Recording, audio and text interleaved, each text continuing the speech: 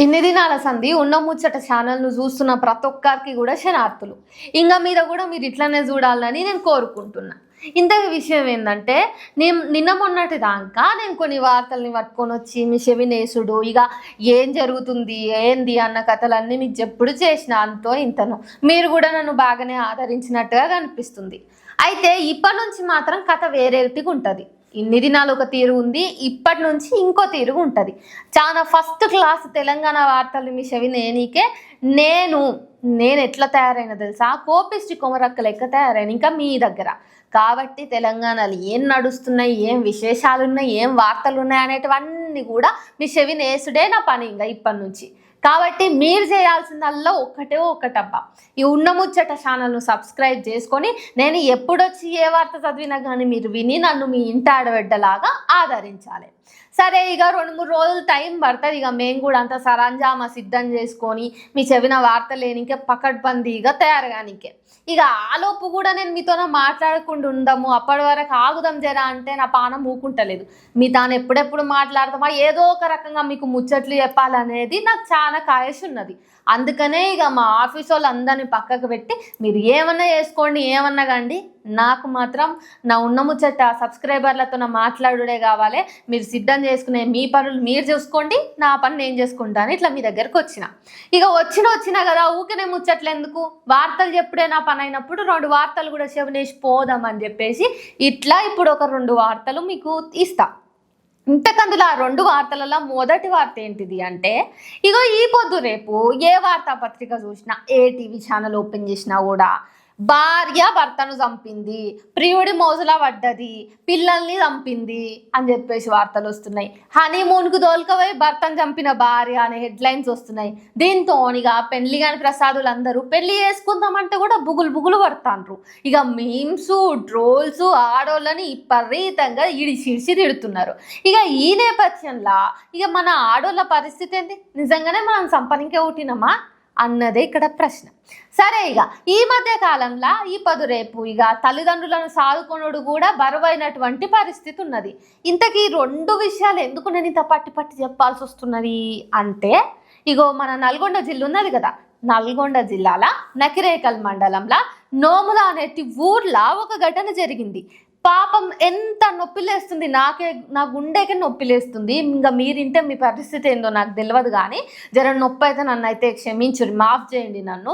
విషయం ఏంటంటే, ఆ నోముల గ్రామంలో నార్సింగ్ జానయ్య అనేటటువంటి వ్యక్తి అక్రమ సంబంధం పెట్టుకున్నాడు అనే కారణంతో అదే ఊరికి చెందినటువంటి 2 మనుషులు, నాగరాజు ఇంకా ధనలక్ష్మి అనేటటువంటి వాళ్ళు జానయ్యను షెట్టుకు కట్టేసి పట్టుకొట్టిరులా.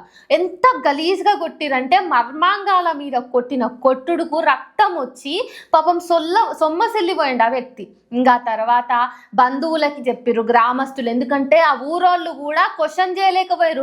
అరే ఆపుండ్రి రా నాయన అని చెప్పి ఆపలేకపోయారు. అంత గలీజ్గా అంత దారుణంగా కొట్టేసరికి ఇక ఊరోళ్ళు అందరు కలిసి ఆ జానయ్య వాళ్ళ బంధువులకి చెప్తే వాళ్ళందరూ వచ్చి అరుచుకొని చెట్టుకెంచి ఇడిపించి ఇక దవాఖానకు దోలుకపోతే ఆ దవాఖానలో పట్టలేదు, ఎందుకంటే అంతగానం కొట్టిర్రు.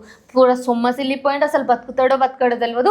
పోండి మీరు నల్గొండ ఆసుపత్రికి వేసుకోవండి అని చెప్తే నల్గొండకి వేసుకోబోతుంటేనే ఇక దారిలోనే ఇంకా నల్గొండ కూడా చేరనే లేదు, అప్పుడే పానం విడిచింది. ఇక జీవిడిచిన జానయ్య మనకి ఇప్పుడు చెప్తున్నది ఏంది, జీవిడిచిన జానయ్య కథ నుంచి మనం తెలుసుకోవాల్సింది ఏంటంటే, ఇగో అక్రమ సంబంధమే కానీ దొంగతనమే కానీ ఇంకోతనమే కానీ మనకు ఒక పోలీసు వ్యవస్థ ఉన్నప్పుడు మనకేమన్నా అభ్యంతరాలు ఉంటే ఇంకో మనిషి చేసినటువంటి తప్పు మీద మనం సీదా పోయి పోలీస్ స్టేషన్లో కంప్లైంట్ రాపియొచ్చు కదా.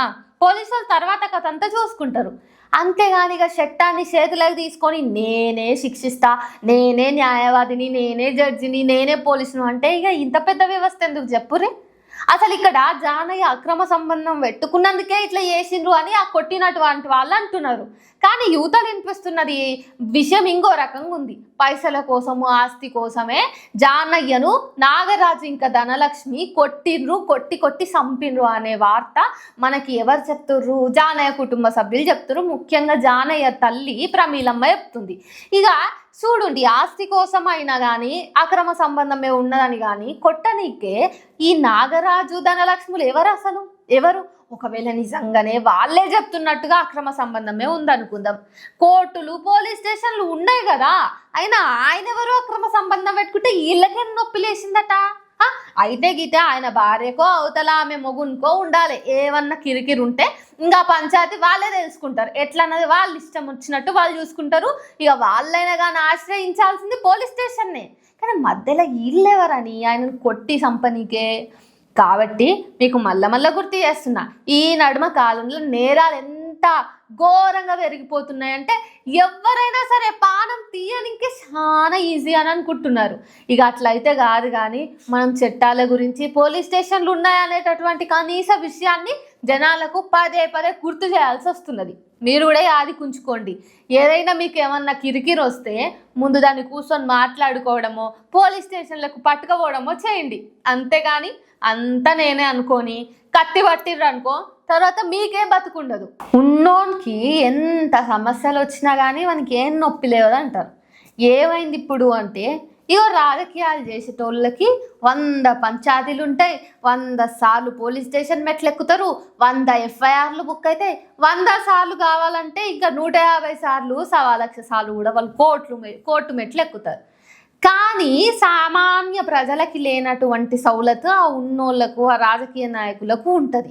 అసలు నేను దేని గురించి మాట్లాడుతున్నా, ఎందుకు ఈ కథ అంత ఇప్పుడు, కోర్టులు ఎందుకు, ఆ కోర్టు మెట్లు మాకెందుకు అని చెప్పేసి మీరు అనుకుంటున్నారేమో. కానీ పాడి కౌశిక్ రెడ్డి గురించి నేను మీకు ఇయ్యాలనే పొద్దుగాలే చెప్పిన.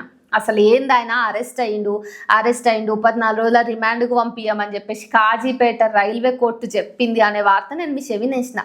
చూడుర్రి, వార్తలు పట్టుకొచ్చే నాకే ఇంతగానం దిమాగ్ ఖరాబ్ చేస్తున్నారు ఈ రాజకీయ నాయకులు.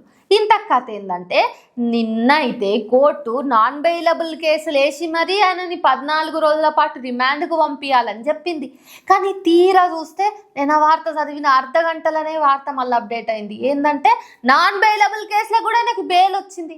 చూడండి ఎంత విచిత్రంగా. కాకపోతే మనలాంటి సామాన్య పౌరులు ఏదైనా కష్టం వచ్చి కోర్టు మెట్లు ఎక్కితే మనకు కూడా ఇంత జల్దీననే న్యాయం అనేది దక్కుతుందా?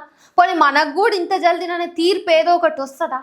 ఎందుకు మరి రాజకీయ నాయకులు అయినంత మాత్రాన ఇక వాళ్ళకి అన్ని చిటికేస్తే రావాలన్నా?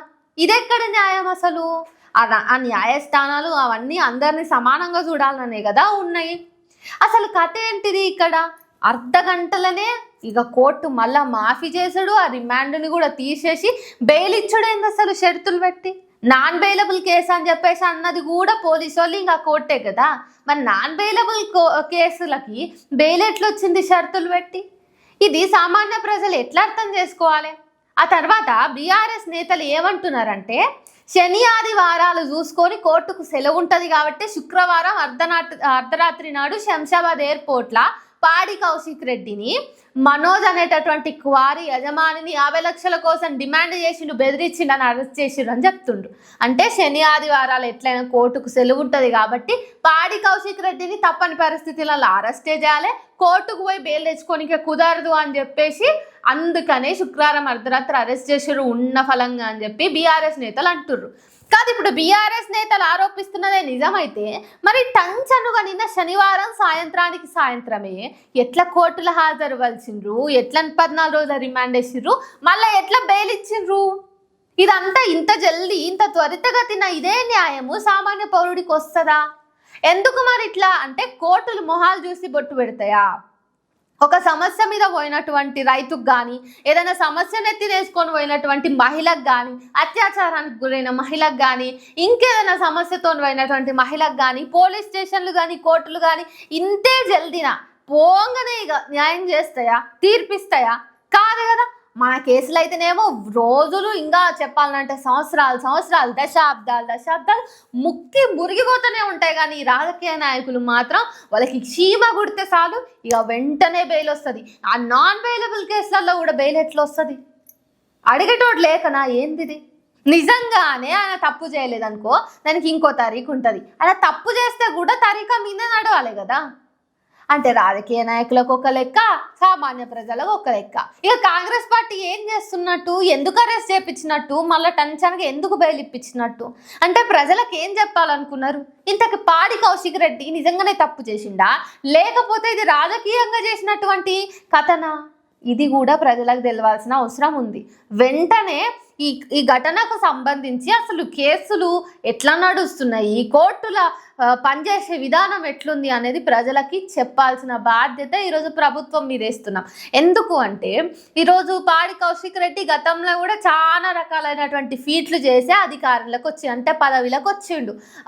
మీరు నాకు ఓటేయకపోతే నేను చచ్చిపోతా, నా శవయాత్ర చేయాలి, అది ఇది అని చెప్పేసి మాట్లాడిండు. పాడి కౌశిక్ రెడ్డికి ఆడోళ్ళ మీద గింత కూడా గౌరవం లేదనేటటువంటి విషయం కూడా మనకు ఎరకనే. మరి ఈ నేపథ్యంలో పాడి కౌశిక్ రెడ్డి క్వారీ యజమానిని బెదిరించిండని కూడా ప్రాథమికంగా చేసిన దర్యాప్తులో అవును అని తేలింది. మరి ఇంత తేలినాక కూడా కోర్టు నాన్ బెయిలబుల్ కేసులో బెయిల్ ఇచ్చిందంటే ఏదో కమాలు ఉన్నదని అయితే అర్థమవుతుంది. ఇక ఈ విషయం మొత్తంలో ఏమైనా రాజకీయ గుట్టున్నదేమో అన్న విషయం మీకు తెలిసినట్టయితే కామెంట్ చేయండి. ఎందుకంటే ఇట్లాంటి వరుసుకొని తెలంగాణ ప్రజల అందరం కూడా కొంచెం ఎరక మీద ఉండాల్సిన బాధ్యత, ఆ హక్కు కూడా మనకున్నది.